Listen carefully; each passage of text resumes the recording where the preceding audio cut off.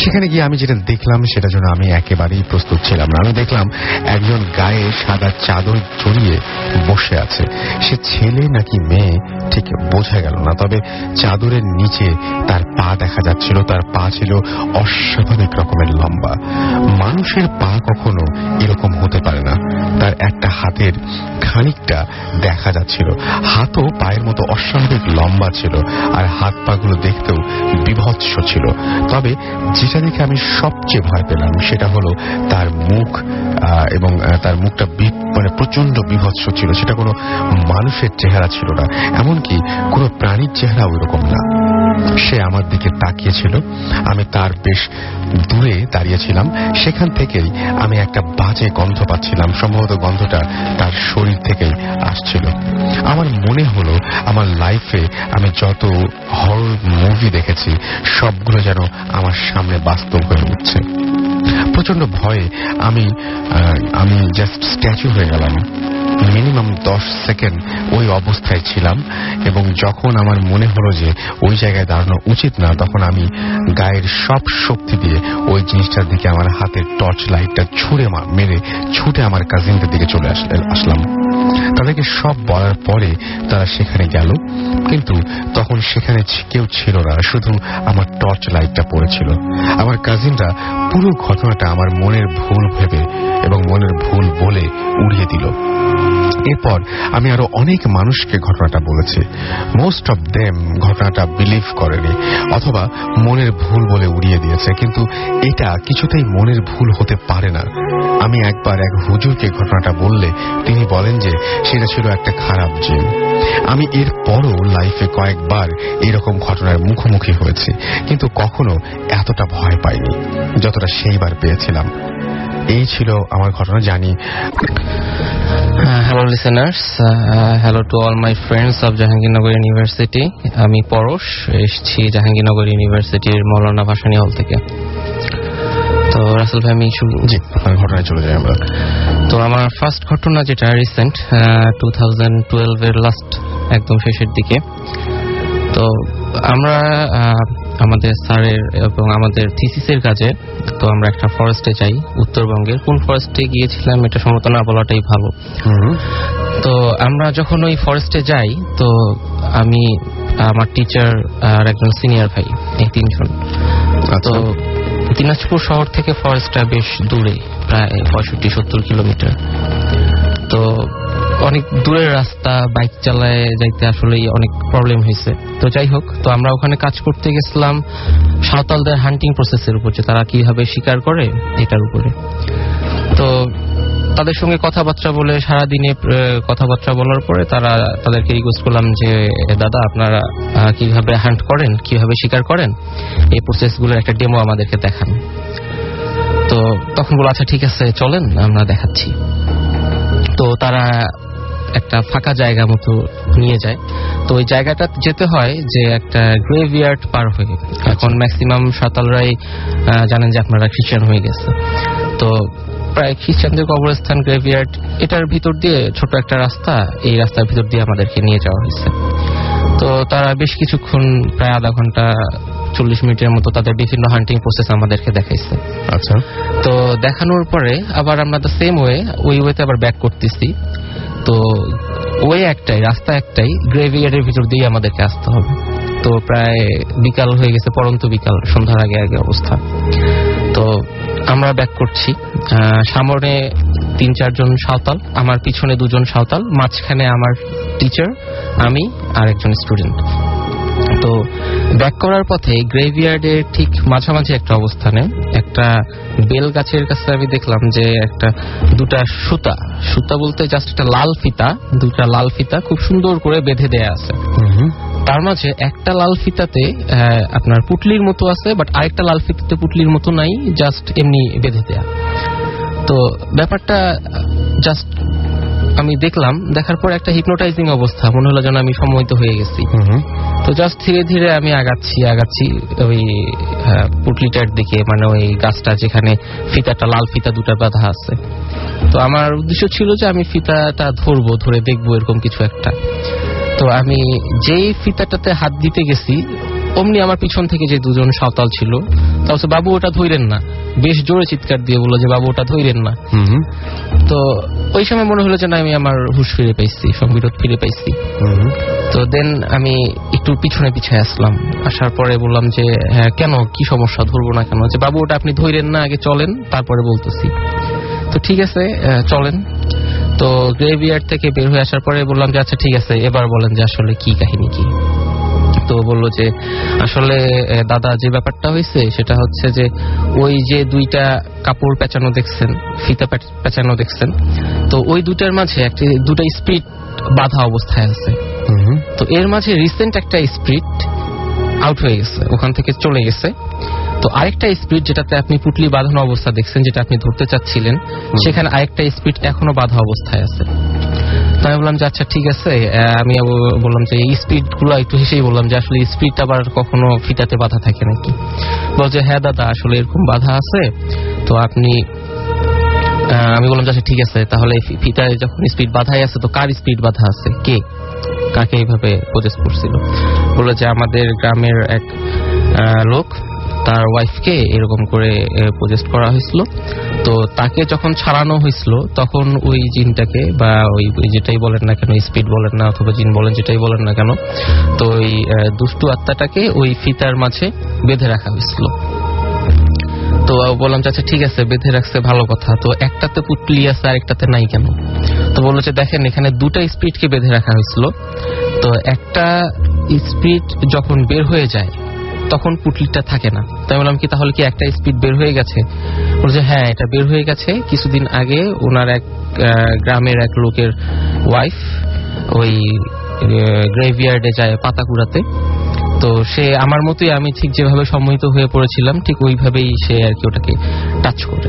তো টাচ করার পরে ওই স্পিরিটটা ওই মহিলার মাঝে চলে যায় এবং দেন ওই মহিলাটার অবস্থা খুবই খারাপ হয়ে যায় এবং এখন পর্যন্ত ওই মহিলাটা ওই অবস্থাতেই আছে। তাই বললাম যে ঠিক আছে, আপনি যখন একবার এটাকে বেঁধে রাখছেন তো আরেকবার রাখেন না কেন? বলে যে দাদা এটা আমরা পারতেছি না, কারণটা হচ্ছে যখন ওই স্পিরিটটাকে বেঁধে রাখা হয়েছিল তখন যে ওঝাটা ছিল বা যে ঝাড়ফুঁক করতো সে 6 মাস আগে মারা গেছে। তো 6 মাস আগে মারা যাওয়ার কারণে আমরা এটাকে পারতেছি না আটকায় রাখতে, আর এই কারণেই মহিলাটার সমস্যা দিনকে দিন বাড়তেছে।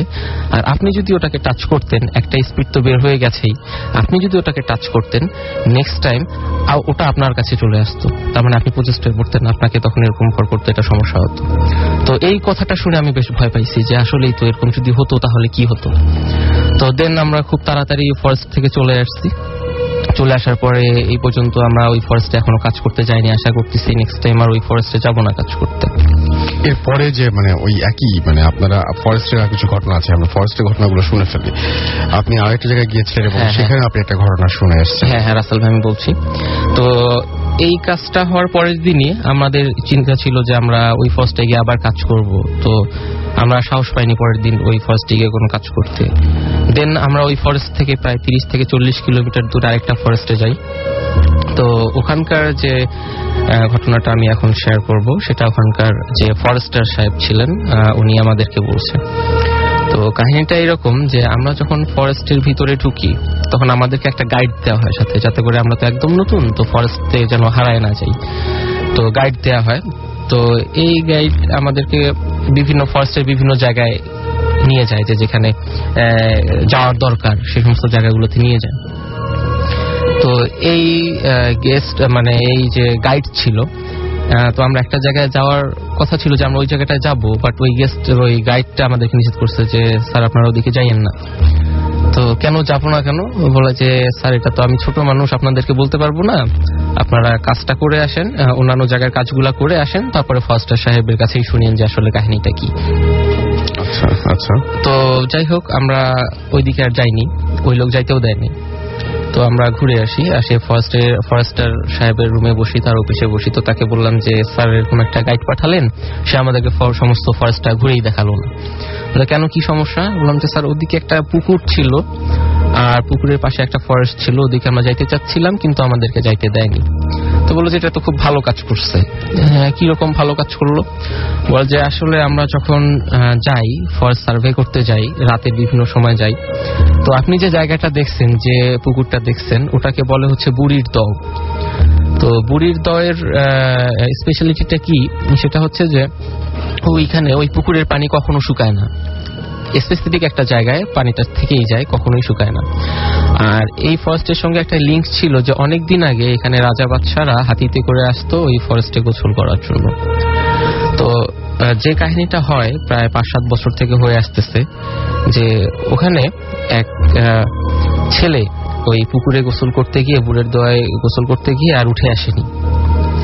তো প্রায়ই হয় কি যে ফরেস্টাররা যখন যায় ফরেস্ট সার্ভে করতে, তো তারা দেখে যে একটা বাচ্চার মতো অবয়ব, ব্ল্যাকিশ অবয়ব, তো সেটা জাস্ট রান করতেছে তাদের চারপাশে এবং কখনো জাম্প করে পুকুরে পড়তেছে, আবার পুকুর থেকে উঠে আসতেছে, আবার এগেইন এন্ড এগেইন কাজটা সে করতেছে, বারবার সে কাজটা করতেছে। তো এটা দেখে হয় কি যে তারা বুঝে যে আসলে এখানে একটা স্পিড আছে এবং সেটা সবাইকে ডিস্টার্ব করে সবসময়, বাট তারা কখনোই ওই স্পিডটাকে ধরতে, ছুঁইতে অথবা এই ধরনের কোনো কবিরাজের কাছেও যায়নি যে এটাকে বন্ধ করেন অথবা এরকম। এটা তখনও ছিল, আশা করতেছি এখনো আছে, বাট আমরা কোনো কারণে ওই ফরেস্টটায় রাত হোল্ড করতে পারিনি, নাইট হোল্ড করতে পারিনি। হয়তো বা পারলে সে ফরেস্টার সাহেব আমাদেরকে সে ঘটনাটা আর কি দেখাতো, সে ব্যাপারটা দেখাতো। ওকে, আপনাকে অনেক ধন্যবাদ। আমরা আবার আপনার কাছে ফিরে আসবো। আমরা যাচ্ছি প্রথম ঘটনা। তো রাসেল ভাই, আমার ঘটনা হচ্ছে আমার বাসা কেন্দ্রিক। আমি আমার ফ্যামিলি 1957 সালে ঢাকার আরকে মিশন রোডে অবস্থান করে, মানে বিক্রমপুর থেকে সপরিবারে চলে আসে। তো আমি ওই প্রসঙ্গে আলোচনা করছি না, আমি সরাসরি ঘটনায় চলে যাচ্ছি। ঘটনাটা ঘটেছে 31st নাইট 2005 এর দিকে। তো সেদিন রাত্রে আমি খুব দেরি করে বাসা ফিরি, 2টা-2:30টার দিকে। তো ঘটনাটা ঘটেছে আমার চাচির সাথে। আমার চাচি রাত্রে তাহাজ্জুদের নামাজ পড়তে উঠে। তো তিনি 3টা-3:30টার দিকে উঠেছে এবং উঠে টয়লেটে যাওয়ার জন্য প্রস্তুতি নিচ্ছিল। আমি রাসেল ভাই পড়ি, আমাদের একতলা বাড়ি। তো টয়লেটের সাইডটা একটু বর্ণনা করি। টয়লেটে একটা লম্বা করিডোরের মতো এবং করিডোরের শেষ মাথায় টয়লেটটা, এবং টয়লেটের একটাই পথ যাওয়া আসার জন্য। তো আমার চাচি যথারীতি বাথরুমে প্রবেশ করে এবং বাথরুমে প্রবেশ করার পর বাথরুমের লাইটটা সেই দিন কেন জানি নষ্ট ছিল। তো চাচি বাথরুমে প্রবেশ করার সাথে সাথে একটা হাত তার গলায় চেপে বসে। তো চাচি প্রচন্ড ব্যথা অনুভব করে, সে চিৎকার দিয়ে দৌড়ে বাইরে চলে আসে এবং তার চিৎকারে বাড়ির সবাই জেগে যায় এবং আমার বোন সাথে সাথে জেগে বাথরুমের ওইখানে হাতের কাছে যা ছিল তাই ছুঁড়ে মারতে থাকে। আমরাও সবাই সামনে সামনে চলে আসি এবং আমাদের সবাই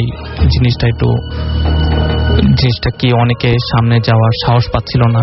তো সেই মুহূর্তে আমি সাহস করে সেখানে যাই টর্চ লাইট নিয়ে, এবং সেখানে দেখতে পারি যে আমার বোন ওই যে এখানে লাঠি ইট ইত্যাদি ছুঁড়েছিল বাথরুমের ভিতরে, কিন্তু বাথরুমের ভিতরে কোনো মানুষের অবস্থান নাই।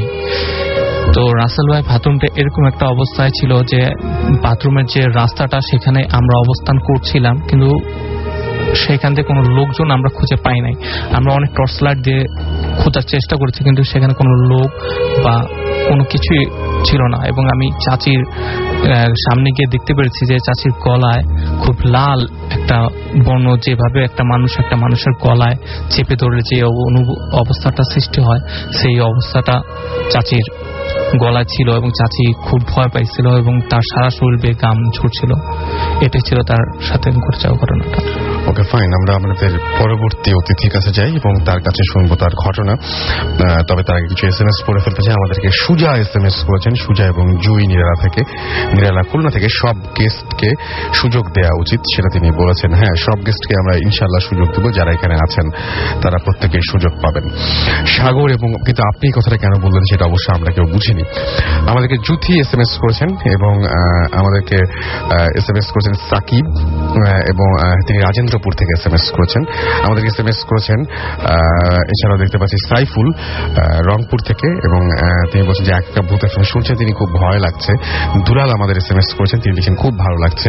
এছাড়া আমাদেরকে SMS করেছেন দেখতে পাচ্ছি গোলাম রসুল, শাহিন, রানা, ফয়সাল এবং খায়রুল খুলনা থেকে SMS করেছেন আমাদেরকে। হোসাইন আমাদেরকে ঢাকা ইম্পেরিয়াল কলেজ থেকে SMS করেছেন, এবং তিনি বলছেন আজকে স্টোরিগুলো অসম, খুব ভয় করছে। আচ্ছা, আমাদেরকে এছাড়া মোহাম্মদপুর আচ্ছা কি এটা কি এমডি নূর SMS করেছেন আমাদেরকে চিটাগং থেকে, এবং তিনি বলছেন যে অনেকদিন পর SMS করলাম, পড়বেন কিন্তু।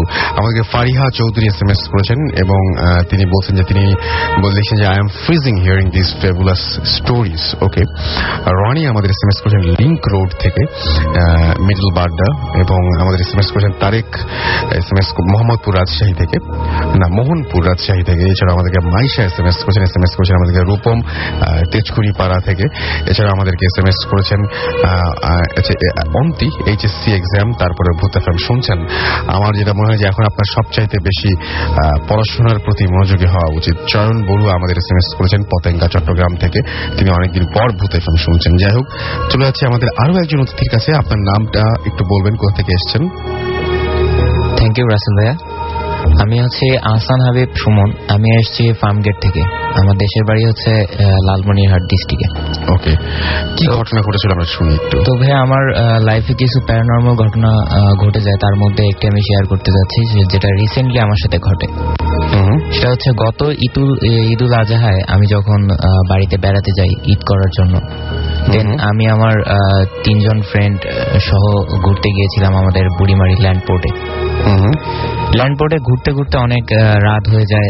রাত তখন বাজে 11:30 থেকে 12টার মধ্যে, আমি ওই সময় টাইমটা দেখি নাই। যাই হোক, ওই টাইমটাতে আমরা যখন আসছিলাম, আপনি তো জানেনই যে গ্রামের রাত কত গভীর হয়, খুব অল্প সময়ে। তো আসছিলাম আমরা বাইকে করে আসছিলাম, পিছনে ছিল আমাদের ছোট ভাইদের মোটরসাইকেল। যাই হোক, আসার পথে আমাদের বাসার কাছাকাছি প্রায় 3 মিনিট ডিস্টেন্সে একটা টার্নিং পয়েন্ট আছে, যেখানে হচ্ছে যে শুধু আমি না, অনেকের সাথেই অনেক ঘটনাই ঘটে যায়। সেদিন আমার লাইফে ঘটে যাওয়া সবচেয়ে বড় ঘটনা হচ্ছে এইটি, যে আমাদের একটা রেল ক্রসিং আছে। রেল ক্রসিংটা যখন আমরা ক্রস করে আসি, দেন একটা বুড়ি মহিলা রাস্তার মধ্যে দাঁড়িয়ে একটা বড় টাইপের জন্তু বলবো নাকি জানোয়ার বলবো নাকি কুকুর শিয়াল বা এই টাইপের কিছু, আমি এতটা ক্লিয়ারলি দেখতে পারিনি। তো ওইটাকে বিট করছে এবং জোরে জোরে বলছে যে তুই সর রাস্তা থেকে। তো আমি ঈদের খুশিতে আমি আত্মহারা, আমি বললাম যে বুড়িমা কি হয়েছে, এত রাত্রে রাস্তায় কি করেন? তো বুড়িমা আমার দিকে চোখ দিয়ে তাকিয়ে বলল যে সামনে যাস না, বিপদ হবে, শুধু এতটুকু বলছে। তো আমি আরেকটু ঘটনা বলে নেই যে ওইখানে যে প্যারানর্মাল ঘটনাগুলো ঘটে থাকে, এটা ঘটতেছে গত 5 বছর যাবত। ওইখানে একটা মানে অস্বাভাবিক ধরনের খুন হয়, খুন হওয়ার পরের থেকে এই ধরনের ঘটনাগুলো ঘটে। তো আমরা যখন যাচ্ছিলাম তখন আমার বাইকে পিছনে বসা ছিল ফ্রেন্ডটা, আর আমার ড্রাইভ করতে ছিল আর এক ফ্রেন্ড, তার নাম হচ্ছে আরিফ, আর পিছনে যে ছিল ওর নাম হচ্ছে মানিক। তো যাই হোক, মানিক বলতেছে যে সামনে প্রবলেম হতে পারে, তো বাইকটা স্লো করে ফেলো, স্পিডটা স্লো করে ফেলো। তো আরিফ বলতেছিল যে বাইকটা আসলে স্পিড কম করা যাচ্ছে না, আর ওই গাড়িতে ইঞ্জিন অফের কোনো সুইচও ছিল না। পরে চাবি অফ করে দেওয়ার পরেও বাইকটা আমরা কন্ট্রোলে নিয়ে আসতে পারিনি। ঠিক টার্নিং পয়েন্টটাতে যখন আমরা আসছি, সেই মুহূর্তে আমরা যেই ছেলেটাকে খুন হতে দেখেছিলাম গত 5 বছর আগে, ঠিক সেই রকম চেহারা, ওই রকম স্বাস্থ্য, লম্বা, হাইট, সেম। আমার ওই ফ্রেন্ডটাকে আরিফ যে বাইক ড্রাইভ করছিল তাকে বিট করার জন্য আসে, সে মাথাটা সরে নেওয়াতে আমাদের বাইকটা একটা গাছের সঙ্গে বাড়ি খায়। বাড়ি খাওয়ার পরে আমি পড়ে যাই হচ্ছে একটা ধান খেতে, আমার পাশেই পড়ে যায় মানিক, এবং আরিফ ওইখানে স্পট ডেট হয়ে যায়। আচ্ছা, তো ভাইয়া আমি যেটা বলতে চাচ্ছি যে ওইখানে যদি আমরা অ্যাক্সিডেন্ট করেই থাকি, ওই মুহূর্তে আমাদেরকে নিয়ে যাওয়া হয় হসপিটালে নিয়ে যাওয়ার পর পরের দিন আমাদের জ্ঞান ফেরে। তো জ্ঞান ফেরে আমরা যেটা জানি যে আরিফ যে অ্যাক্সিডেন্ট করেছিল, তো আরিফের ওই মুহূর্তে মাথার খুলি ছিল না, মগজ বের হয়ে এসেছিল।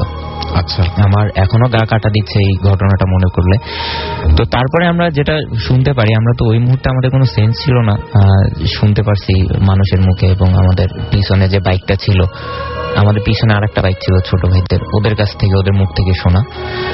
ওইখানে আমাদের যে বাইকটা অ্যাক্সিডেন্ট হয়, বাইকটার কোনো পরিমাণ ক্ষতি হয়নি, ইভেন লুকিং গ্লাস কোনো স্ক্র্যাচ পড়ে নাই, সামান্য স্ক্র্যাচ পড়েছে, তেমন কোনো স্ক্র্যাচ পড়ে নাই।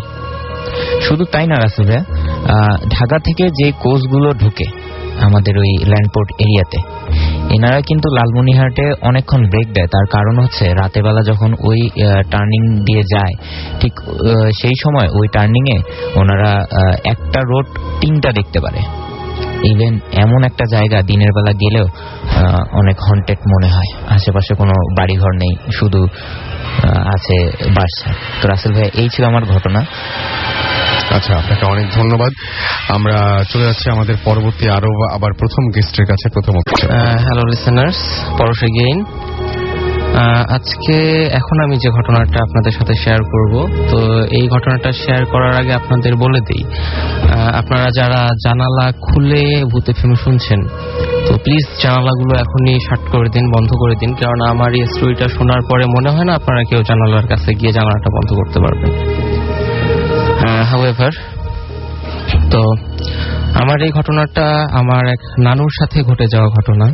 উনি গত 2007 সালে মারা যান। তো মারা যাওয়ার আগে বেশ কিছু ঘটনা সে আমার সঙ্গে শেয়ার করছিল, তার মাঝে এটা একটা যেটা শুনে আমি বেশ ভয় পাইছি আর কি। তো এই ঘটনাটা শুরু বললে ভুল হবে, মানে ঘটনাটা যে সময়কার সেটা হচ্ছে অনেক আগের। উনি যখন স্টুডেন্ট অবস্থায় ছিলেন, প্রায় ব্রিটিশ পিরিয়ড অথবা এরকম 1948-এর আগে, 47-এর আগে অথবা 48-এর আগে এরকম। তো উনি যে স্কুলে পড়তেন ওই সময় পড়াশোনা খুব কম স্টুডেন্টই করতো। তো অনেক দূর দূর থেকে স্টুডেন্টরা একটা স্কুলে এসে পড়তো, কেননা স্কুলের সংখ্যা এত বেশি ছিল না এখনকার মতো যে অ্যাভেলেবল যে আপনারা গিয়ে পড়বেন এরকম। তো অনেক দূর দূরান্ত থেকে স্টুডেন্টরা এসে পড়তো। তো স্টুডেন্টরা যেহেতু অনেক দূর থেকে আসতো, তো স্কুলের পিছনে একটা হোস্টেলের মতো করে দেয় আর কি, প্রিন্সিপাল স্যার অথবা হেডমাস্টার স্যার একটা হোস্টেলের মতো করে দেয়। তো আমি স্কুলের বর্ণনাটা দিচ্ছি। এটা হচ্ছে জাস্ট একটা ট্রায়াঙ্গেল শেপ, 3 কোণা শেপ, মাঝখানে হচ্ছে আপনার স্কুলটা, স্কুলের ঠিক পিছনেই হচ্ছে হোস্টেল, আর তার ঠিক পাশেই হচ্ছে হেডমাস্টার স্যারের কোয়ার্টার বা বাসা। তো আরেকটু বলে রাখা ভালো যে আপনাদের যে হোস্টেলটা আছে, এই হোস্টেলটার পিছনে ছিল একটা চার্চ হচ্ছে খ্রিস্টানদের যেটাই। তো এই চার্চের সঙ্গে আর চার্চের পাশে আর হচ্ছে হোস্টেলের মাঝখানে ছিল একটা গ্রেভিয়ার্ড, খ্রিস্টানদের গ্রেভিয়ার্ড। তো যেটা হতো যে গ্রেভিয়ার্ডটা যেহেতু হোস্টেলের সাথেই লাগোয়া অবস্থায় ছিল, তো ওই হোস্টেলের যে জানালাগুলো ওই গ্রেভিয়ার্ডের পাশে ছিল বা গ্রেভিয়ার্ড বুক করেছিল, তো ওই জানালাগুলো স্টুডেন্টরা সবকিছু ভুলে গেলেও সন্ধ্যার আগে ঠিক ওই জানালাগুলো লাগিয়ে দিত। মানে কোনো অবস্থাতেই ওই জানালাগুলো সন্ধ্যার আগে খোলা থাকতো না, সব লাগানো অবস্থায় থাকতো। তো হাউএভার, এটা হচ্ছে অনেকটা বছরের শেষ, শীতের দিকে, নানুদের পরীক্ষাও প্রায় শেষ এবং নানুরা বেশ সিনিয়র, চলে যাবে এরকম একটা অবস্থা পরীক্ষা দিয়ে। তো ওনারা হেডমাস্টার স্যারকে বললো যে স্যার আমরা তো চলে যাব, আর বার্ষিক পরীক্ষাও প্রায় শেষ, তো শীতের সময় আমরা একটু পিকনিক করব, বেশি দূরে না, ক্যাম্পাসেই, তো হোস্টেলের সামনেই আমরা একটু রান্না বাড়া করে জাস্ট একটু মজা করবো এই। তো স্যার বলছেন আচ্ছা ঠিক আছে করো।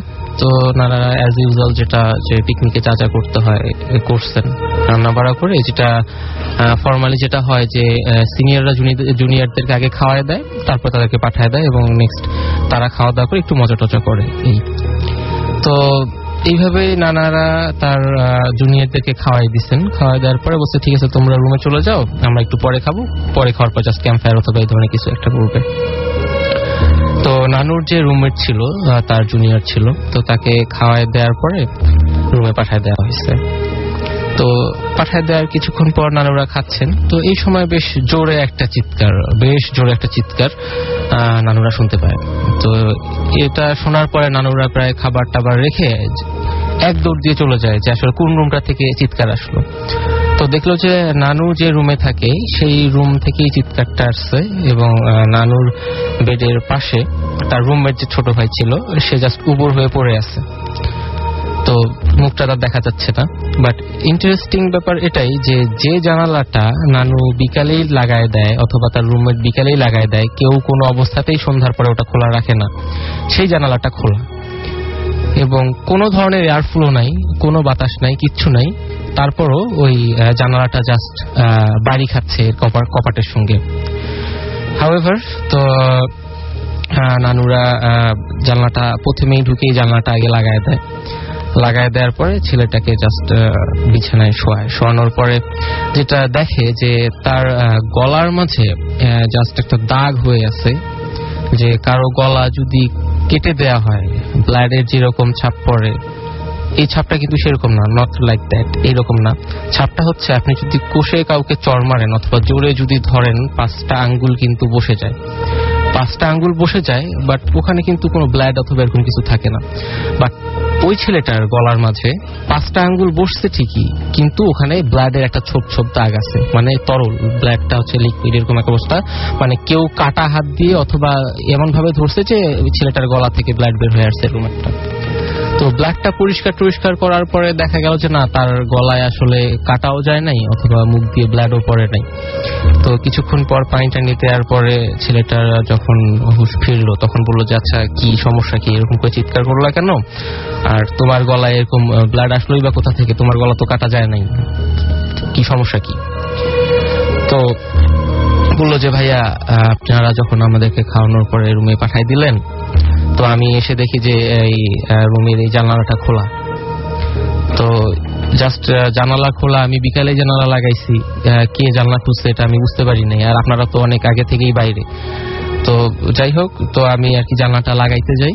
তো জানলাটা লাগানোর মানে জাস্ট কপাটে হাত দিছি যে জানলাটা লাগাবো, এই সময় একটা হাত জাস্ট আপনার হচ্ছে ব্লাড মিক্সড হাত, মানে হাতটা এরকম যে হয়তো বা গলে পচে গেছে বাট হাতের মধ্যে এখনো রক্ত লেগে আছে, খপ করে এসে আমার গলাটা চিপে ধরছে। তো চিপে ধরার পরে যেটা হয়েছে যে সে আমাকে টানতেছিল যে জানলাটা দিয়ে আমাকে বাইরে নিয়ে যাবে, বাট জানালাটা এই সময় আমি মানে এমন ভাবে অবস্থা যে আমার শ্বাস পুরো বন্ধ হয়ে আসছে, আমি কিছুই বলতে পারতেছিলাম না।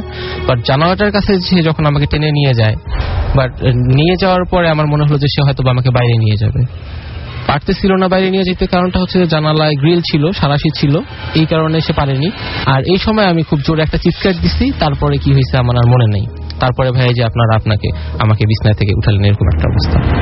তো এই অবস্থায় নানুরা যদিও বেশ বড়, তারপর অনেক ভয় পাওয়ার পরে হয় যে কি যে সেই হোস্টেলে আর কেউ থাকে না। সঙ্গে সঙ্গে রাতে তারা প্রায় সবাই প্রিন্সিপাল স্যারের বাসা, যেহেতু স্কুলের পিছনেই, তো তারা সবাই হেডমাস্টার অথবা প্রিন্সিপাল স্যারের বাসায় চলে যায়। যার পরে বলে যে স্যার এই যে এইরকম কাহিনী করছে, তো আমরা এখন কি করব? তো বললো যে আচ্ছা ঠিক আছে, হ্যাঁ এটা তো বেশ ভয়ঙ্কর একটা ঘটনা, তোমরা সবাই যে 15-20 জন যারা ছিল তোমরা আজকে রাতে আমার বাসায় থাকো, কালকে সকালে দেখা যাক কি করা যায়। তো পরের দিন সকাল হওয়ার পরে প্রিন্সিপাল স্যার, যেহেতু নানুরা বেশ বড় এবং সিনিয়র, তাদেরকে নিয়ে এবং চার্চের যে ফাদার ছিলেন তাকে নিয়ে যাওয়া হয় ওই রুমটার পিছনে, আসলে কি কাহিনী কি ঘটছে সেটা দেখার জন্য সরেজমিনে যায়। তো যাওয়ার পরে তারা দেখে যে রুমটার ঠিক পিছনেই, নানুরা যে রুমে ছিল এবং যে জানলাটা খোলা ছিল তার পিছনেই গ্রেভিয়ার্ডে একটা জায়গায় মাটিটা উলট পালট করা কিরকম, আপনি যদি কোদাল দিয়ে কোবায় মাটিটাকে মানে কোন রকম জাস্ট একটা জিনিস চাপা দিতে চাচ্ছেন, ভালোভাবে না, কোনোভাবে একটা চাপা দিতে চাচ্ছেন, এইরকম একটা অবস্থা, যে ওখানে বোঝা যাচ্ছে যে কেউ খুব তাড়াহুড়া করে ওই জায়গাটা আর কি কিছু একটা চাপা দিছে। তো যাই হোক, ওখানে লোক নিয়ে আসা হলো। তো নিয়ে আসার পরে জাস্ট যখন খুঁড়া হলো, মাটিটা যখন সরাই ফেলা হলো, দেখলো যে একটা লাশ, প্রায় অর্ধগলিত একটা অবস্থা, একদম মানে ছেঁড়া বেড়া গলিত একটা অবস্থা। তো কোনোভাবে ওই লাশটাকে আইডেন্টিফাই করা গেল যে ওই সময় বেশ প্রভাবশালী একজন ব্যক্তির লাশ ওটা। তো যাই হোক, তাকে টাকার জন্যই হোক অথবা তার প্রপার্টির জন্যই হোক কোনোভাবে হয়তোবা মেরে আর কোথাও জায়গা পায়নি, হয়তোবা ওখানে কোনো রকম একটা গ্রেভিয়ার্ডে ভাবছে যে কেউ কখনোই এসে দেখবে না, ওরকম হয়তোবা জাস্ট একটা মাটি চাপা দিয়ে রাখছে। তো যারা মাটি চাপা দিয়ে রাখছে তাদের উদ্দেশ্য হয়তোবা এরকম হইতে পারে যে তারা দেখবে না এবং তাদের সম্পত্তি কোনো না কোনোভাবে হাতায় নিবে। তো 3-4 দিন পরে যখন মানে ওই লাশটাকে উঠানো হয়, তো তখন ওই হুজুর বলল যে আসলে লাশটাকে তো মানে উঠানো হয়েছে, 1 নম্বর কথা সে ছিল হচ্ছে মুসলিম, তাকে নিয়ে আসা হয়েছিল খ্রিস্টানদের কবরস্থানে, আর আরেকটা কারণ হচ্ছে যেটা যে সে হয়তো ওই ছেলেটাকে যখন অ্যাটাক করছিল তখন হয়তো সে ছেলেটাকে বলতে চাচ্ছিল যে আমাকে কারা মারছে বা কি জন্য মারছে, এই কারণটা হয়তো বলতে চাচ্ছিল, বাট ছেলেটা তো হয়তো সেটা বুঝেনি, কারণ ওর যে রুমমেট ছিল সে হয়তো বুঝেনি। তো এরকম ভয় পেয়ে যখন দেখা হলো, তো তারপরে হুজুররা বেশ কিছু তাবিজ করে চারপাশে হোস্টেলটা বন্ধ করে দিল আর কি, তাবিজ করে, আর ওই লোককে খুব সুন্দরভাবে আর কি। ওকে, এই ছিল আপনার ঘটনা। আচ্ছা, ওই লোক কি করলো আমি এটা বুঝলাম না। মানে ওই যে লাশটা পাওয়া হলো, পরে আবার দাফন করা হয়েছে।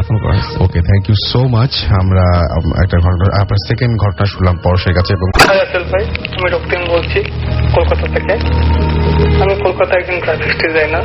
আমি কলকাতা থাকলেও আমার জীবনের 22 বছর আমি ঢাকায় কাটিয়েছি, স্পেশালি পুরোনো ঢাকায়। তো আমার এই ঘটনাটা পুরোনো ঢাকাকে ঘিরেই।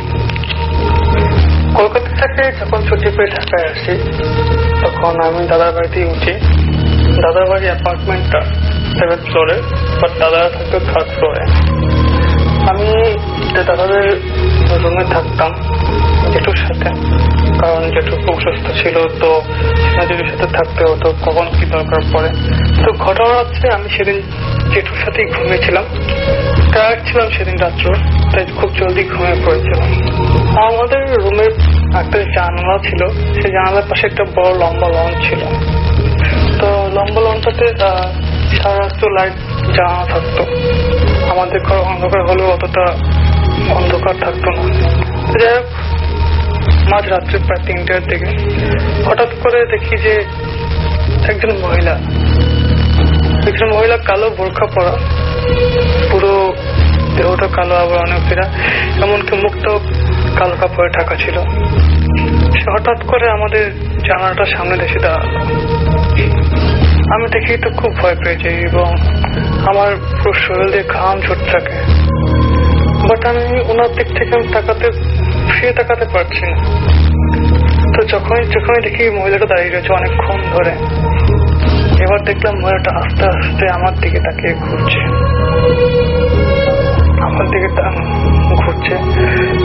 হঠাৎ করে দেখে মহিলাটা আমার সামনে চলে এসেছিল এবং যখনই চলে এসছে তখনই আমার যেটা আমার ঘুম ভাঙিয়ে দেয়। সে বলে যে উনি বাথরুমে যাবেন। তখন আমি লাফ দিয়ে ঘুম থেকে উঠি এবং দেখি কোথাও কিছু নেই। তখন যেটা আমাকে বললো যে আমি তোকে অনেকক্ষণ ধরে ডাকছিলাম, বাট তুই কোনো সাড়া দিচ্ছিলি না। আমি যখন তোকে ধাক্কা দিই তখন তো ঘুম ভাঙে এবং আমি ফিল করলাম যে আমার ঘাটটা প্রচন্ড পেইন করছিল। সেই ঘটনাটা আমি পরদিন বৌদিকে বললাম।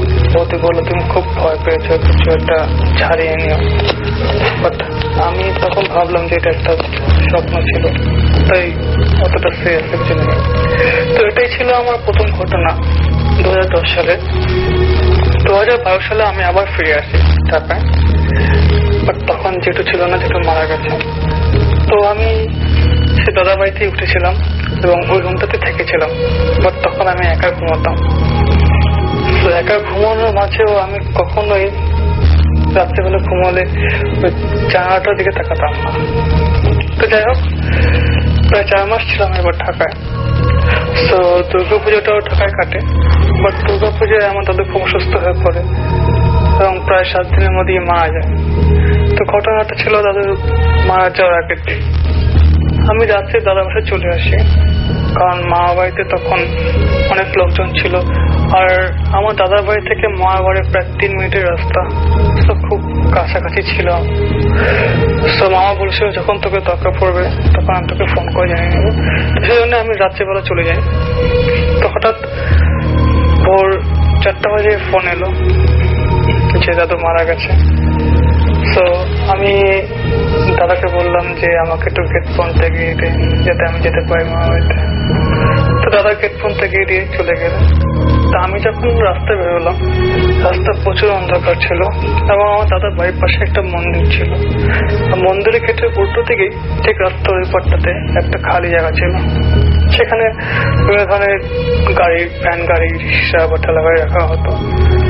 তো যখন আমি জাস্ট মন্দিরটার গেটের সামনে এসে দাঁড়ালাম, যাচ্ছি, তখনই আমি ওই খালি জায়গাটাতে তাকালাম।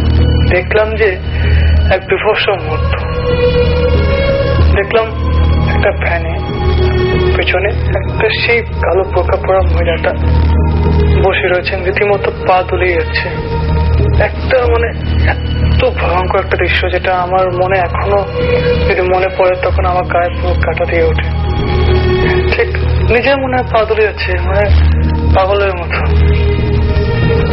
আমি তখন ভেবেছিলাম যে ওটা হয়তো কোনো পাগল হবে, বাট ওই রাস্তার চারদিকে 4টার মোড়ে বড় বড় গেট লাগানো আছে, তো কোথাও কেউ আসার কোনো ওয়ে ছিল না।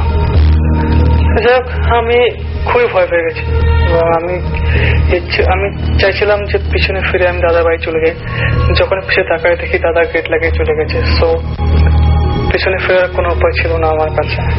তো সাহস করে সামনে গিয়ে যেতে থাকলাম এবং যতক্ষণ আমি এগোতে থাকলাম ওই গলিটার রাস্তাটার দিকে, ততক্ষণে মহিলাটাকে তাকিয়ে গেছিলাম এবং সে মহিলাটা তখনও সে রীতিমতো সেভাবে পালু তুলে যাচ্ছিল আর আমার দিকে তাকিয়ে যাচ্ছিল।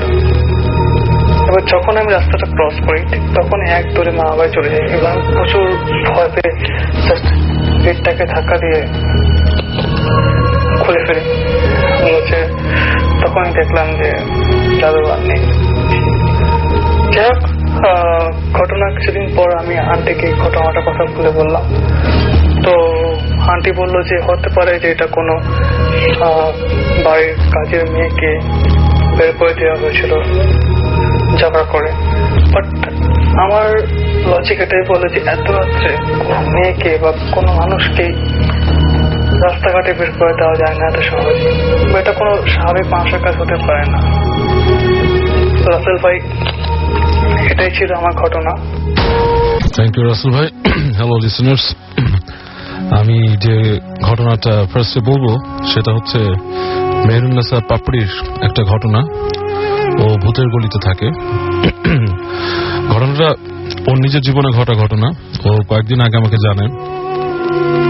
সেটা হচ্ছে যে ওই সময় খুব বন্যা হয়েছিল আর কি ঢাকার আশেপাশে অঞ্চলে। তো ওরা কয়েকজন ওই বন্যার সময় ওখানে ওদের এক ডিস্টেন্ট রিলেটিভের বাড়িতে বেড়াতে যায়। তো বেড়াতে যে বন্যার কারণে দেখা যাচ্ছে যে বাড়ির আশেপাশের অঞ্চলটা যেখানে নদী ছিল এবং এক্সটেন্ডেড এরিয়াগুলো বেশ প্লাবিত হয়ে গেছে আর কি, পানিতে মানে দেখা যায় না আর কি, চারিপাশে ডোবা। কিছু কিছু জায়গায় কিছু গাছ ছিল, সে গাছগুলো দেখা যায়। আর দু এক জায়গায় ছোট ছোট মানে চরের মতো কিছু জায়গা উঁচু আর কি। এই অবস্থায় ওরা সকালে যখন বেরোয় তখন ঠিক সকাল 11টা বাজে। তো 11টার সময় ওরা নৌকা উঠে কয়েকজন যায়। তো যেতে যেতে বিভিন্ন জায়গায় ওরা থামে এবং কয়েকটা জায়গায় ওরা থেমে কতগুলো কচুরি পানার ফুল কালেক্ট করে।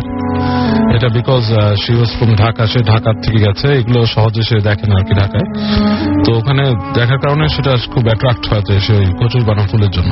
সেগুলো কালেক্ট করে তারপরে বিভিন্ন জায়গায় নেমে যেখানে নাকি হাঁটু পানি সব জায়গায় ছবি টবিও তোলে। তো এক পর্যায়ে ওরা এক জায়গায় দেখে যে দুটো গাছ, বড় বড় দুটো গাছ, কুড বি আপনার সুপারি গাছ, ওটার নিচে ওরা যায়, দেখে যে একটা ছেলে, এই দেখা যাচ্ছে 8-10 বছর বয়সে একটা ছেলে, সে হেঁটে আসছে ওখান থেকে। তো হেঁটে এসে ওদের সাথে নৌকা উঠতে চায়। ওরা নৌকা উঠায় না ছেলেটাকে। তো উঠে নেওয়ার পরে দেখা যাচ্ছে যে নৌকায় বসে ওদের সাথে কথা বলতেছে এবং অনেক মানে কথাবার্তা বলছে এবং মানে ইন্টারাকশন হচ্ছে বিভিন্ন রকম। তো ছেলেটার চোখে একটু সমস্যা ছিল, একটা চোখে। তো ছেলেটা ওদের অনেক ছবি টবি তুলে দেয় আর কি, ছবি তুলে দেয়, ক্যামেরা দেয়, ওরাও তো ছেলেটার ছবি তোলে এবং অনেক সময় গল্প করে। তো এক পর্যায়ে দেখা যাচ্ছে ঘুরতে ঘুরতে মানে একটু মানে আকাশটা একটু অন্ধকার হয়ে আসছে আর কি, সময় মানে মনে হচ্ছে মেঘ হয়ে গেছে আকাশে। তো এই পর্যায়ে ওই ছেলেটা এক জায়গায় নেমে যায় ওদের কাছ থেকে। নেমে যাওয়ার পরে ওরা যখন ফিরে আসার চেষ্টা করে দেখে যে বাড়ি খুঁজে পাচ্ছে না, চারিপাশে অনেক পানি। তো যে জায়গা থেকে রওনা দিয়েছিল বাসার যে এলাকাটা, ওটাই খুঁজে পাচ্ছে না। তো অনেকক্ষণ ঘোরাঘুরির পরে এক জায়গায় একবার তারা ডিটেক্ট করে যেটা আমাদের বাড়ি, তো সেখানে আসে। আসার পর দেখে যে ওই বাড়িতে ওদের যে রিলেটিভ ছিল, ওদের দাদু, সে বলতেছে যে কি ব্যাপার তোমরা এতক্ষণ কোথায় ছিলে, অনেকক্ষণ মানে সময় হয়ে গেছে। তো হাত ঘড়িতে দেখে ও রওনা দিচ্ছিল ঠিক 11টার দিকে, তখন বাজে প্রায় 11টা 15-20। So it's been only 15 minutes, কিন্তু ঘড়ি তখনও চলছে আর কি। তো তারপরে মনে করে জিজ্ঞেস করে যে এখন কতক্ষণ করে, আমরা অল্প কিছুক্ষণ বাইরে ছিলাম। তো বললো যে না আসলে এখন তোমার কয়টা বাজে, এখন 3টা বাজে। তো দেখে 11টা 15, তো সে মনে করে যে হয়তো ঘড়িতে কোনো সমস্যা থাকতে পারে, এই কারণে হয়তো ঘড়ি টাইম কাউন্ট করেনি বা সামথিং। তো নেমে এসে যে বাসায় আসে, তো বাসায় এসে ওদের এক দাদু ছিল ওখানে। ওই দাদুটা আবার খুব মানে পরেশগার টাইপের একজন মানুষ। উনি ওকে দেখেই বলে যে তোমরা কোথায় ছিল, বলে যে আমরা এরকম জায়গায় ছিলাম। তো দাদু ওকে টেনে নিয়ে যায়, হাত ধরে টেনে নিয়ে আসে, ও জিনিসপত্র বলে রেখে দিতে ওকে টেনে নিয়ে এসে রান্নাঘরের কাছে নিয়ে এসে একটা পান পাতা ওর গায়ে ঘষে, মানে ওর গায়ে ছোঁয়ায়, তারপর সেই পান পাতাটা আগুনে ফেলে দেয়। আগুনে ফেলে দেওয়ার সাথে দেখে যে কাঁচা পান পাতা সেটা জ্বলে মানে একদম পুড়ে গেছে, ছাই হয়ে গেছে। তো এটা দেখে একটু স্টান হয় যে কি ব্যাপার, আগুনে পড়ে গেল এরকম কাঁচা পান পাতা। তারপর কিছু বলে না, বলে যাও তাহলে তুমি এখন রেস্ট নাও। তো যে ঘুমাতে যায়, ঘুমায় টুমায়, ও সন্ধ্যার দিকে উঠে ঘুম থেকে উঠে এসে হঠাৎ তার মনে পড়ে যে তার হাতে একটা ব্যাগ ছিল, সেখানে কচুরি পানা বা কিছু বড়া ছিল পাতাগুলো। তো ওইটার জন্য সে খুঁজে বের করে এনে ব্যাগটা খোলার পর দেখে সেটার মধ্যে কিছু হাড়গোড়, মানে কচুরি পানার ফুল নাই, কিছু হাড়গোড় টাইপের, মানে কালো কালো পুরানো হাড়গোড়ের মতো। এটা থেকে সে খুব স্টার্ন হয়ে যায় যে এটা কি, মানে আমি তো আসলে কচুরি পানা ফুলতেছিলাম, এটা আপনার হাড়গোড় কিভাবে হয়ে গেল। তো অনেকক্ষণ চিন্তা করে সে ওটাকে ফেলে দেয় পাশে। ফেলে দেওয়ার পরে এক পর্যায়ে ওখান থেকে ঢাকায় চলে আসার পরে তো কয়েকদিন পর ওদের বাসায় ফোন আসে গ্রাম থেকে, ওর যে দাদু বাড়ি গেছিল সেখান থেকে ফোন করলো দাদু। তো তখন ল্যান্ড ফোন ছিল, ল্যান্ড ফোনের প্যারালাল লাইন ছিল। তো ওই পাশ থেকে হঠাৎ করে হ্যালো বলে ফোনটা তুলে দেখে ওর মা কথা বলতেছে। তো ওখানে ওর দাদু বলতেছে যে তোমার মেয়ে যে বাইরে গেছিল কয়েকদিন আগে, পানিতে যখন গেছিল নৌকাতে ঘুরতে, তখন আমি শুনলাম একজনের সাথে যে একটা ছেলের সাথে দেখা হচ্ছিল ওখানে, ছোট বাচ্চা। তুমি কি জানো তোমার মেয়েকে যখন আমি দেখছিলাম তখন তার গায়ের রং ছিল পুরো নীল, সেটা সে বুঝতে পারেনি, আমি দেখতে পারছি। আর যেই ছেলেটা তাদের সাথে নৌকায় ছিল, ওই ছেলেটা কিন্তু আসলে মারা গেছে অনেকদিন আগে, প্রায় বছর 2-3 আগে মারা গেছে। ছেলেটা একসময় এখানে গ্রামে একটা গন্ডগোল হয়, সেই গন্ডগোলে ছেলেটার বাবা মা মারা যায়। তখন কিছু পরিবার, হিন্দু পরিবার তাকে নিয়ে পালে, এলে বড় করে, এবং এক পর্যায়ে ছেলেটা যখন নাকি মানে এরকম 8-10 বছর বয়স হয়, তখন সে একসময় জ্বরে মারা যায়। তখন তাকে দাহ করা হয়, এবং আফটার দ্যাট ওকে মাঝে মাঝে ওই অঞ্চলটাতে দেখা যায়। ছেলেটাকে আইডেন্টিফাই করা হয়েছে, ছেলেটার চোখ একটা ছিল একটু ডিফেক্টিভ, হ্যাঁ, আর ছেলেটার নাম ছিল সম্ভবত, ও বলছে যেটা সাধন নাম ছিল, এবং ওই নাম এবং ডেসক্রিপশনের সাথে ছেলেটাকে আইডেন্টিফাই করা গেলে ছেলেটা মারা গেছে। এবং এই ছেলেটাকে যেই দেখে সে কোনো না কোনো ভাবে ক্ষতির শিকার হয় somehow। এখন ও কেন হয়নি বা ওর মধ্যে কিছু ব্যাপার আসছিল যেটা আমি ঝেড়ে ওকে ক্লিয়ার করছি, মানে ওর জন্য ক্ষতির ব্যাপার ছিল, হ্যাঁ, ও বেঁচে গেছে অনেক। ওকে এরপরে আর এরকম যেতে দিও না, ও কি নর্মাল অ্যাক্ট করতেছে, বলো যে হ্যাঁ নর্মালি আছে, কোনো ব্যাপার না। তো তখন পাপড়ি যেটা করে, ও তাড়াতাড়ি ওই ছবি তুলছিল, সে ছবিগুলো খোঁজার চেষ্টা করে, খুঁজে সে ছবিগুলো পায়। কিন্তু ছবিগুলোর মধ্যে যেটা দেখে, যে ছেলেটার ছবি যেখানে উঠছিল, সেই ছবিটা মনে হচ্ছে যে একটা ক্যামেরা কেঁপে গেলে যেভাবে ছবি উঠে ব্লারি হয়ে যায় চেহারাটা, ওরকম ব্লারি একটা ফেস আসছে, কিন্তু ছেলেটার স্পষ্ট অবয়ব আসেনি। ছবিগুলো ওর মা নিয়ে ওটা নষ্ট করে ফেলে, বাট এখনো তার কাছে 2টা ছবি আছে। সে আমাকে বলছে যে ভাই আপনি চাইলে কখন আপনাকে পাঠাবো ছবিটা। So that was the first story. Okay, thank you so much Babu ভাই। আমরা চলে যাব আমাদের পরবর্তী গেস্টের কাছে একটু মাঝখানে, আর এর মাঝখানে আমরা কিছু SMS পড়ে ফেলতে চাই। আমাদেরকে অনেকেই SMS পাঠাচ্ছেন, অনেকেই আমাদের সাথে ফেসবুকে কানেক্টেড আছেন। আমাদেরকে আরমান হাসান লিখেছেন যে রাসেল ভাই মাস্ট রিড, যে আমার কথাগুলো তাদের উদ্দেশ্যে যারা বলেন যে এই স্টোরিটা ভালো, ওই স্টোরিটা ভালো হয় নাই, এবং আচ্ছা, এবং তিনি বলছেন যে আসলে ভূত ফিল্মের স্টোরিগুলো ট্রু, সুতরাং মানে এটা যেমন মানে তার কথাটা আমি যেভাবে মানে মানে তিনি লিখেছেন সেটা যদি বলতে চাই সহজ করে যে এগুলো ভালো, মানে এগুলো হচ্ছে ট্রু, এগুলো ফিল্মের কাহিনী না যে মানে ইন্টারেস্টিং বা এরকম মানে হবে পারে। অর্থাৎ তিনি বলতে যাচ্ছেন যে যাদের সাথে ঘটে তারাই শুধুমাত্র, আমি একটু আগে বলছিলাম, তারাই শুধুমাত্র বুঝতে পারে যে কোন ধরনের এক্সপিরিয়েন্সের মধ্যে তারা যাচ্ছেন, এবং সেই যারা এক্সপিরিয়েন্স করেন ঘটনাগুলো তারা বুঝতে পারেন যে মানে ঘটনাগুলো কত ভয়াবহ। আসলে অনেক সময় দেখা যায় যে আমরা অনেক কিছু হয়তো শুনে আমরা অতটা অনুভব করতে পারি না, কিন্তু আসলে যেগুলো যদি আপনার সাথে যদি ঘটতো তাহলে ডেফিনেটলি জিনিসগুলো অন্যরকম হতো।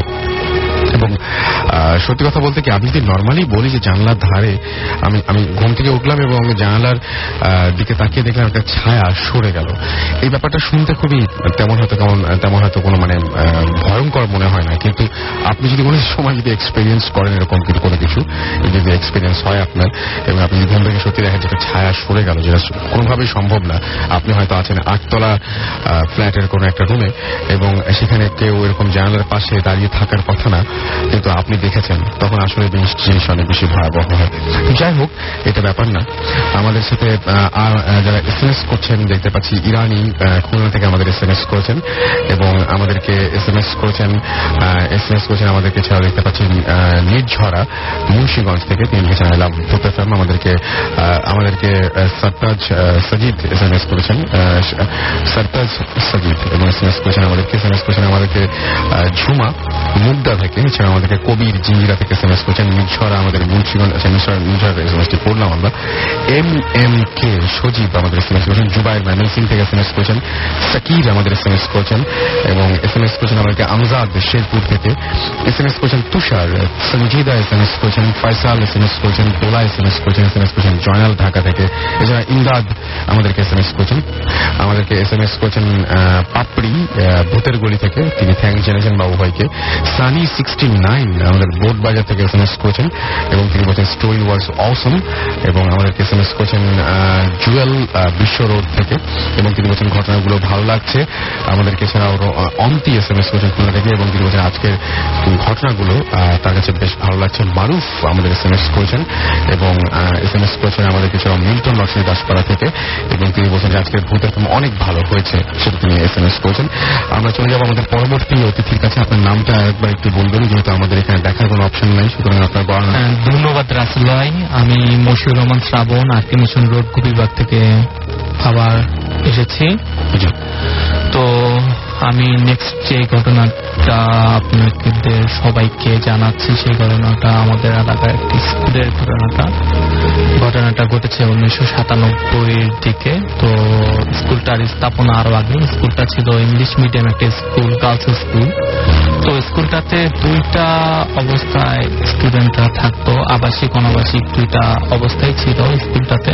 তো আমি একটু স্কুলটার বর্ণনা দিই। স্কুলটা ছিল 3তলা একটা ভবন, 1 বিঘা জায়গার উপর। তো স্কুলটাতে অনেক গাছগাছালি ছিল স্কুলটার সামনের দিক দিয়ে।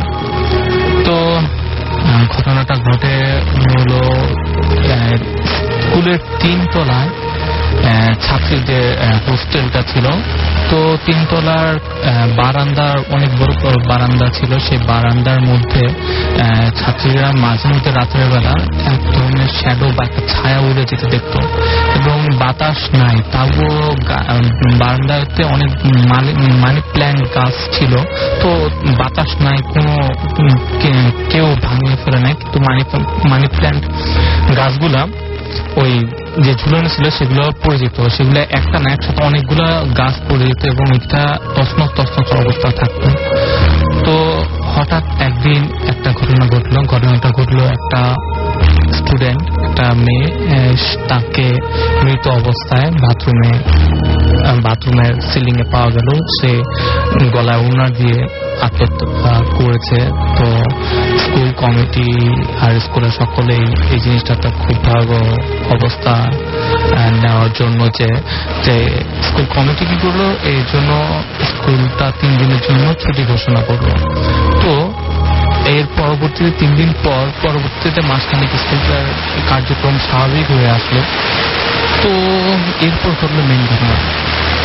স্কুলে সাধারণত বৃহস্পতিবার রাত্রে বৃহস্পতিবার রাত্রে অনেক স্টুডেন্ট, তার আবাসিক স্টুডেন্ট, তাদের বাবা মার কাছে চলে যায়, আবার অনেকেই থেকে যায়। তো সেই দিন রাত্রেও 4-5 জন স্টুডেন্ট সেই স্কুলে স্টে করছিল। তো একটা মুহূর্তে পরের দিন সকালে আয়া বাথরুম পরিষ্কার করতে যাবে, ঠিক তখনই বাথরুমে চলে যায় এবং বাথরুম পরিষ্কার করতে গিয়ে সে এক অস্বাভাবিক দৃশ্য দেখে। সে দেখে বাথরুমের ইংলিশ কমোডের মধ্যে একটি ছাত্রীর লাশ, হাইকমোড ভাঙা, সে উল্টো অবস্থায় সেই কমোডের ভিতরে প্রবেশ করা ছিল এবং তার একটা পা, রাসেল ভাই, তার বডি থেকে খুব বিচ্ছিন্ন অবস্থায় ছিল, একদম বিভৎস অবস্থা। সেই আয়া চিৎকার দিয়ে অজ্ঞান হয়ে যায়। পরবর্তীতে সবাই চলে আসে। আমি রাসেল ভাই সেদিন আমি খুব ছোট ছিলাম সেই মুহূর্তে। তো আমি জিনিসটা দেখছি যে সেখানে অনেক পুলিশ আসে এবং পুলিশ এসে জিনিসটাকে ভেরিফিকেশন করে এবং আমি দেখি সেই লাশটা যে চাটাই দিয়ে বাঁধা ছিল এবং অনেক পুলিশ। এই ঘটনার পরই সেই স্কুলটা বন্ধ করে দেয়। তো পরবর্তী স্কুলের যে ওই ভবনের মালিকটা ছিল, সে ওইটাতে কোনো ভাড়া দিতে পারে না এবং সে পরবর্তীতে ডিসিশন নেয় যে সেটা ভেঙে ফেলে একটা হাইরেস কোনো বিল্ডিং বা ডেভেলপার কোম্পানিকে দিয়ে দেওয়া হয় সেই জায়গাটা। তো সেই বিল্ডিং যখন নির্মাণ হচ্ছিল, সেই ডেভেলপার কোম্পানি যখন তাদের বিল্ডিংটা তৈরি করছিল, তখন 3 তলা পর্যন্ত হয়ে যাওয়ার পর 3 তলা এক রাতে তাদের 2 জন শ্রমিক অস্বাভাবিক মৃত্যু হয়। একজন 3 তলার ছাদ থেকে পড়ে মারা যায় এবং আরেকজনকে 1 তলার গ্রাউন্ড ফ্লোরের যে পানির জন্য যে পানি রাখার জন্য যে হাউস রাখা হয়, সেই হাউসের মধ্যে পাওয়া যায়। 2 জনের অস্বাভাবিক মৃত্যু পাওয়া যায়। এই ব্যাপারেও অনেক তদন্ত হয় কিন্তু কোনো ফল পাওয়া যায় না। তো সেখানে হাইরাইজ বিল্ডিং এর মধ্যে আমার যে বর্তমানে যে আমার ফুপু, সেখানে একটা ফ্ল্যাট কিনেছে। তো উনি 5 তলা থাকতেন। তো ওই বিল্ডিং এ যখন লিফট বসানো হয় নাই, তখন আমাদের সাধারণত সেই বাসায় যাওয়া আসা করতে হয়। তখন আমরা যখন উপরে যাওয়া আসা করতাম, তখন আমি 3 তলায় প্রবেশ করা মাত্রই আমরা একটা অস্বাভাবিক ফিল করতাম। আমার সারা শরীরে প্রচুর ঠান্ডা অনুভব করতাম এবং অনেকেই সেই বিল্ডিং এর অনেকেই নাকি ওইখানে শ্যাডো এবং ছায়া বিভিন্ন জিনিসপত্র দেখেছে, যে ছায়া কালো ছায়া দেওয়ালের ভিতরে প্রবেশ করে গেল। এবং আমরা ওই বাসার মধ্যে বিভিন্ন সময় মনে করেন অস্বাভাবিক 3 তলার ফ্লোরটাতে অস্বাভাবিক ঘটনা ঘটে। তো রাসেল ভাই, এই ছিল আমার ঘটনা। অনেক ধন্যবাদ আপনাকে। আমরা একটা ছোট্ট ব্রেক নিতে হবে আমাদেরকে এবং ব্রেকের পরে আমরা আবারও ফিরে আসছি। সুতরাং আমাদের সঙ্গে থাকুন। স্টে টিউনড রেডিও ফুর্তি অ্যান্ড ডোন্ট স্টপ ফুর্তি।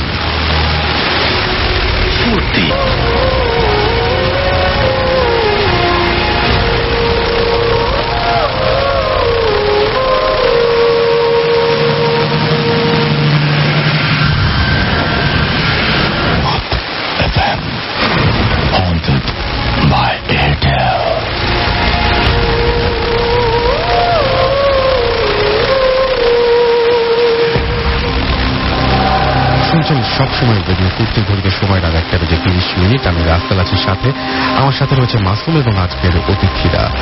আর সেই সাথে আরো একবার জানিয়ে দিচ্ছি, আপনারা শুনছেন ভূত এফএম হন্টেড বাই এয়ারটেল। আপনি যদি SMS পাঠাতে চান তাহলে মোবাইলের মেসেজ আপনি গিয়ে টাইপ করুন ফুর্তি FORTI ফুর্তি স্পেস দিয়ে আপনার নাম, স্পেস দিয়ে আপনার মেসেজ পাঠিয়ে দিন 9840 নাম্বারে। আপনি যদি আমাদের ইমেইল করতে চান তাহলে ইমেইল করুন ভূত@radio.fm এই অ্যাড্রেসে। আপনি যদি আমাদের সাথে ফেসবুকে জয়েন করতে চান তাহলে www.facebook.com/radiofurti অ্যাড্রেসে চলে যান। আর সেই সাথে আমাদের কাছে এখন যে ঘটনাগুলো আছে সেই ঘটনাগুলো আমরা শুনবো। আমাদের সাথে এই মুহূর্তে জয়েন করেছেন আহমেদ বাবু, আরো একবার ফিরে এসেছেন এবং আমরা চলে যাচ্ছি তার কাছে তার নেক্সট ঘটনা শোনার জন্য। এই ঘটনাটা কোথায় ঘটেছিল বাবু ভাই? এটা পুরান ঢাকার ঘটনা আছে। আচ্ছা, ওকে। পুরান ঢাকার ঘটনা, এটা আমার এক স্টুডেন্টের মামার ঘটনা।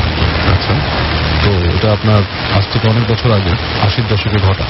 তো উনি ওই সময় ঢাকায় আসেন নতুন, এসে আপনার কাজকর্ম খুঁজে নেন। আচ্ছা। তো সহমতি ওনার কাছে সেরকম মানে আর্থিক অবস্থা ভালো ছিল না। ওনারা 3 বন্ধু মিলে বাসা খুঁজতে খুঁজতে পুরান ঢাকায় একটা বাসা পান, সেটা হচ্ছে সিক্কাটুলির কাছে। ওকে। তো সেই বাসাটা ছিল আপনার 3 তলা বাসা, কিন্তু খুবই পুরানো শেপের এবং মানে আপনার খুব সংকীর্ণ সিঁড়ি উঠতে হয় এরকম একটা অবস্থা। তো সেখানে থাকা অবস্থায় প্রথম যখন ওঠেন তখন ভাড়াটা অসম্ভব, মানে আপনার সস্তায় বাচ্চারা পায় না, মানে এটা মানে সে সময়কার হিসাবেও অনেক সস্তা বাসা। এবং ওই ফ্লোরটাতে দেখছে যে অনেকদিনই আপনার লক ছিল, আমরা যাওয়ার পর তালা খুলে দেয় এবং দেখে যে বাসার ভেতরে তখনও জরাজীর্ণ অবস্থা আর কি, যে আপনার ময়লা টলা পড়ে আছে, পুরানো কিছু ফার্নিচারও আছে। তো আপনারা মানে বেশ খুশি হয় অল্প টাকায় বাসা পাইছে এবং পুরানো কিছু আপনার ফার্নিচারও পায় যেহেতু, তো বাড়িওয়ালা বলে এটা ইউজ করতে পারেন আপনি। আচ্ছা আচ্ছা, তো সেখানে উঠে প্রথম থাকেন আর কি। প্রথম দিকে ওনাদের খুব একটা সমস্যা ফেস করেনি, যেটা আপনার ফেস করতো তখন যে ইলেকট্রিসিটি তখনকার সময় কম মানে বেশি যেত। আচ্ছা, এখন যেমন হরহামেশা যায় তখন আপনার কম যেত ইলেকট্রিসিটি অন্যান্য জায়গায়, কিন্তু ওখানে বেশ যেত আর কি। এনিওয়ে থাকা শুরু করলেন ওনারা। তো প্রথম দিকে ওনাদের মনে হতো যে ওনার কাছে যেটা উনি শুনতো যে বাথরুমের মধ্যে মানে ফিসফিস শব্দ হতো। আচ্ছা, কেউ ফিসফিস করে কিছু বলতেছে ওখানে। তো এটা শোনার পরে উনি প্রথম মনে করতো যে পাশের বাড়ির কোনো ডেন্স এলাকা কেউ কথা বলে কি এরকম, ওটাকে ইগনোর করে গেছে। তো পরের দিকে যেটা হয়, উনি যখন বাথরুমের মধ্যে ঢুকলো, একদিন বাথরুমে গেছে, ওনার মনে হচ্ছে ঠিক ওনার ফিল হচ্ছে, শুনতেছে না, ঠিক দরজাটার ওই পাশে কেউ আছে। এবং পুরানো আমলের বাড়ি তো দরজাগুলো খুব মানে শক্তপোক্ত নয়। উনি ফিল করতেছে দরজার পাশে কেউ দাঁড়ায় আছে এবং নিঃশ্বাস ফেলতেছে। উনি তখন ডাকে, ওনার রুমমেট তাকে ডাকে, এই অমুক নাকি, কেউ উত্তর দিচ্ছে না। উনি এক পর্যায়ে মনেই করে যে আসলে ওনার রুমমেট এখানে আসছে। উনি নিজের মতো আর কি বের হয় বাথরুম থেকে, বের হয়ে তুমি একটা ধাক্কা খায়, কারণ কেউ নেই, একদমই কেউ নেই জায়গাটা। পুরো জায়গাটা এবার আপনার পুরা নিশ্চুপ এবং রাতের যে নিস্তব্ধতা পুরাটা এখানে আছে, কেউ নেই। তো উনি হেঁটে হেঁটে চলে আসেন। তো এটা হচ্ছে ওনার ফার্স্ট এক্সপিরিয়েন্স এবং উনি এরপর থেকে এই শব্দগুলো প্রায় শুনতেন, কিন্তু যেহেতু আর্থিক অবস্থা খুব একটা ভালো না, এটা উনি আর কি মানে হি couldn't afford to lose that house. আচ্ছা, তো এরকম অবস্থায় উনি সেকেন্ড যে ফিলটা করে আর কি, ঘুমের মধ্যে মনে হতো যে ওনার পাশে ওনার সত্য মানে চোখি ছিল, চোখি মনে হতো ওনার পাশে কেউ শুয়ে আছে। তো উনি প্রথম দিকে হাত দিয়ে কাউকে পেতেন না। একদিন যেটা হয়, ওনার হাতে একটা শরীর থাকে, খুব ঠান্ডা একটা শরীর থাকে। উনি হাতটা সরানে চেক করে এবং উনি পরমুহূর্তে উঠে বসে দেখেন ওখানে কেউ নাই। ওনার রুমমেট পাশের চোখে আছে, দেখে নাই ওখানে আসলে কেউ নাই, কিন্তু ওনার হাতে কিন্তু ঠেকছে যে কেউ একজন ছিল ওখানে। তো এরকম অবস্থা উনি ওই দিন খুব ভয় পেয়ে উনি ওই বাড়িওয়ালার সাথে যোগাযোগ করে যে আপনাদের বাসায় কিছু ফিলিংস হয় এরকম, আপনার মনে হয় বাথরুমে কেউ ফিসফিস করে, তারপর আমি এরকম গেছি। বাড়িওয়ালা ওনাকে উড়া দেয় যে কথা বলে যে এরকম কিছুই না, এটা মাথা ঘামায় না, এগুলা মানুষ এমনি ভয় পায়, পুরানো বাড়ি গেছে। তো যেটা হয়, উনি ওখান থেকে নেমে যায়। তখন এমনির মধ্যে ওনার একটা চায়ের দোকানের সাথে পরিচয় হয়েছে। তো চায়ের দোকানদার ওনাকে জিজ্ঞেস করে যে আপনি এখানে আসছেন, কোথায় কাজ করেন? তো বলতেছে যে আমি এরকম মতিঝিলের দিকে যাই কাজে। তো বলছে এইখানে আসছেন, বাসা তো আর আছে, এখানে উঠছেন। তো বলে এই বাসায় কি সমস্যা থাকে? বলে না, সমস্যা নেই। উঠছেন কেন জিজ্ঞেস করি, পুরানো বাড়ি এসে। তখন বলে ভাই ভাড়া কমেছে। তো বলে হ্যাঁ ভালো থাকেন, আর কিছু বলতো না। তো উনি এরকম থাকা ধরলো। এরকম একদিন ওনার শখ হলো ছাদে যাবে, যে মানে বাসায় কিছু করার নাই, ছাদে উঠে দেখবেন। তো সিঁড়িতে উঠে দেখে যে ছাদে ওঠার যে রাস্তাটা হচ্ছে কাঠের, সিঁড়ি দিয়ে ওঠানো, এবং তার মাথা হচ্ছে দরজা থাকে এবং ওখানে জিনিসপত্র আছে, কিন্তু তালা নেই ছাদে। উনি এক পর্যায়ে উঠে ওখানে পরিষ্কার করে ছাদে উঠে যায়। তো ছাদে উঠে দেখে পাশে আপনার গাছ ছিল, নারকেল গাছ। নারকেল গাছের ডালপালাগুলো থাকতেছে। উনি খুব মজা পায়, ওখানে বসে সিগারেট খায়, ছেড়ে চলে আসে। ওই ছাদের থেকে যেদিন থেকে নামলো, ওই দিন থেকে উনি বাসার মধ্যে হাঁটা চলা করা মানুষ রাতের বেলা মনে হচ্ছে কেউ একজন ছায়ার মধ্যে থাকতেছে, এইখান থেকে পরিবারে যায়, এখান থেকে আসে, এবং তার কাছে ভয়টা আরো বেড়ে গেল জিনিসটা। এখন পর্যন্ত কোনো হার্ম বা কোনো ক্ষতি বা কেউ ওনাকে সরাসরি দেখা দিচ্ছে এরকম। তো উনি যেটা করলো, একদিন এই ছায়াটা খুব খেয়াল করলো, ছায়াটা কি করে দেখলো যে ছায়াটা হেঁটে হেঁটে করিডোর থেকে আসে ওনাদের, দরজা পার হয়ে পিছনে কাছাকাছি এসে আবার হেঁটে চলে যায়, একটা মানে আপনার রিদমিক হাঁটা। তো উনি অনেকক্ষণ তাকায় দেখে, তো ব্যাপারটা একসময় উনি আপনি ঘুমিয়ে যায়। এরপর উনি আবার ছাদে উঠছে সিগারেট খাওয়ার জন্য। এইবার জন্য একটা বড় ধাক্কা খেয়েছে ছাদের কাছে, দেখছে ছাদের ওই নারকেল গাছের যে ডালগুলো, সেইখানে অনেক লম্বা একটা মহিলা দাঁড়ায় আছে। পুরো হচ্ছে মহিলা, তার পেছন ছিল, চুলগুলো দেখা যাচ্ছে নিচে।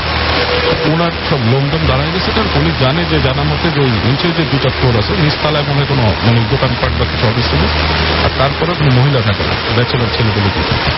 মহিলা থাকার কথা না। ও অনেকক্ষণ তাকায় থাকে, উনি সাহস পায় না ডাক দেয়। সবচেয়ে ভয়ঙ্কর ব্যাপার যেটা ওনার জীবনে ঘটে, উনি এরপরে একদিন সিঁড়িতে নামতেছে, এরপরে বাসাটা ছেড়ে দেয়। একদিন উনি নামতেছে সিঁড়িতে, একটা পরে ঠাস করে ইলেকট্রিসিটি চলে যায়। চলে যাওয়ার পর সিঁড়িঘরটা বেশ অন্ধকার, এর মধ্যে হালকা আলো আসতেছে। উনি উঠতেছে, সিঁড়িতে উঠতেছে, উনি হঠাৎ করে দেখেন উপর থেকে শব্দ আসতেছে, ওনার পরে ওই দিক থেকে নেমে আসতেছে। উনি একটু থেমে দাঁড়ায়, কি আসতেছে কি আসতেছে, হঠাৎ করে দেখে একটা মহিলা। এবং মহিলাটা মানে উনি যে দেখছিল যে অনেক অস্বাভাবিক হাইটের মহিলা, সেরকম না, মোটামুটি নর্মাল হাইটেরই একটা মহিলা নেমে আসতেছে ওখান থেকে। মহিলাটা এমনি মাথায় কোনো কাপড় টাপড় নেই, চুল খোলা, নেমে আসতেছে। তো উনি পাশ থেকে যাওয়ার সময় উনি যে বললো কি, মানে উনি একটু থতমতকে মানে তাকে বলছে কি ভালো আছেন বা কোথেকে আসছেন এরকম প্রশ্ন করছে। তো মহিলাটা ওইটা শুনে কোনো উত্তর না দিয়ে একটা বিচিত্র শব্দ করছে, মুখ দিয়ে শব্দ করে ওনার পায়ে দিয়ে একটু মিটি মিটি হাসি দিয়ে নেমে গেছে। নেমে যে হঠাৎ করে উনি দেখলো যে মাথাটা পুরো টুইস্ট করে দিতে, ঠোঁটের অংশটা উপরে উঠে গেছে তার, আর মাথার উপরের অংশটা নিচে চলে গেছে, উপর অংশটা এসে গেছে। উনি বিকট একটা চিৎকার দিয়েছে ওখানে, উনি চিৎকার দিয়ে ওখানে ফেইন্ট হয়ে গেছে। তো এই চিৎকার শুনে ওনার উপর থেকে গেট টেট করে রুমমেটটা নেমে আসছে, এসে বলছে উঠাইছে, তার পানিটা নিচেটা দিচ্ছে এখন আসে। তখন উনি তাদেরকে বলছে যে আমি এই জিনিসটা দেখছি এরকম, যে ঠিক উনি সিঁড়িতে নেমে হাসি দিয়ে নামছে, জাস্ট আমাকে ক্রস করে পারে যে এসে তাকাইছে, টাকা দেখে যে নিচের অংশটা উপরে, মাথার উপর অংশটা নিচে। এবং এটা থেকে ওই রাতটা ওই বাসায় থাকছে এবং সকাল থেকে সেখান থেকে সরে গেছে ওই বাসা আরো লোকের জন্য। আচ্ছা, ওকে, থ্যাংক ইউ। আমরা আবার যাবো হচ্ছে একটু পরশের কাছে, এবং আমরা পরশের কাছে যাচ্ছি, সেই সাথে আপনাদের আরো একবার জানিয়ে শুনছেন সবসময় রেডিও চলছে ভূত এফএম হন্টেড বাই এয়ারটেল। আমি রাস্তার আছি, সাথে আমার সাথে রয়েছে মাসুম, এবং আজকের অতিথিরা এই মুহূর্তে আবারও আপনারা অনেক এসএমএস করেছেন যে পরশের ঘটনাগুলো আপনাদের ভালো লাগছে। সো পরে পরশ আরো একবার এসছে আপনাদের সামনে তার শেষ ঘটনাটি বলতে, এবং আমি পরশকে অনুরোধ করছি আপনার শেষ ঘটনাটা বলার জন্য। Hello listeners, Parash again from Jahangirnagar university. তো আমার যে ঘটনাটা এখন আমি শেয়ার করব, আজকের মতো হয়তো বা শেষ ঘটনা এটা। তো ঘটনাটা হচ্ছে হল কেন্দ্রিক, কোন হল কেন্দ্রিক, কার হল কেন্দ্রিক এটা আমি বলছি না।